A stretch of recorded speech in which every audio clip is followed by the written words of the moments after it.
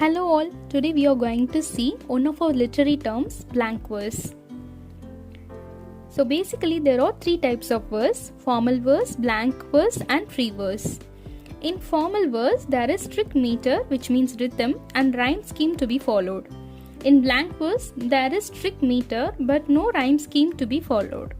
In free verse no strict meter or any other rhyme scheme to be followed.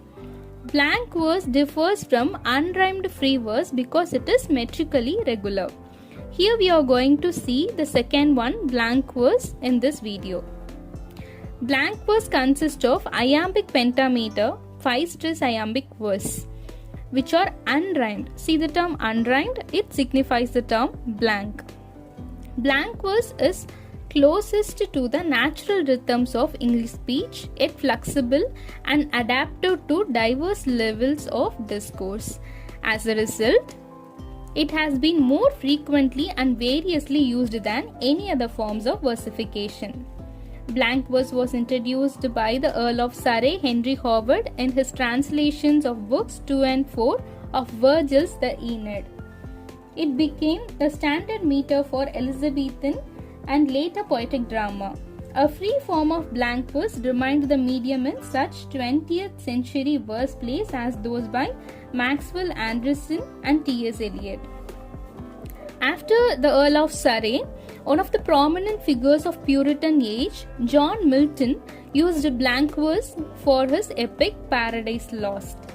And after Milton, there are many writers who used blank verse in their writings, such as James Thomson for his descriptive and philosophical seasons, William Wordsworth for his autobiographical prelude, Alfred Lord Tennyson for the narrative Idylls of the King, Robert Browning for The Ring and the Book and many dramatic monologues, T.S. Eliot for much of The Wasteland. A large number of meditative lyrics from the Romantic period to the present have also been written in blank verse, such as Coleridge, who used blank verse in Frost at Midnight, Wordsworth, who used blank verse in Tintin Abbey, Tennyson, who used blank verse in Tears, Idle Tears, in which the blank was divided into 5-line stanzas, and then Wallace Stephen, who used blank verse in Sunday Morning. Divisions in blank verse poems used to set off a sustained passages are called as verse paragraphs. To specify the specific paragraph as a unique paragraph, that is called as verse paragraphs. For example, Wordsworth Tintin Abbey.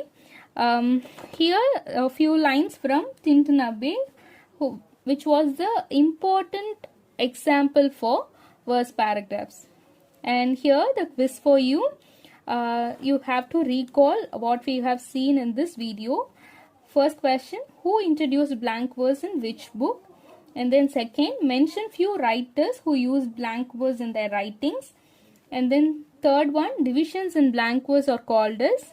And then the fourth one, what is the difference between blank verse and free verse? So thank you. See you again with a new literary term.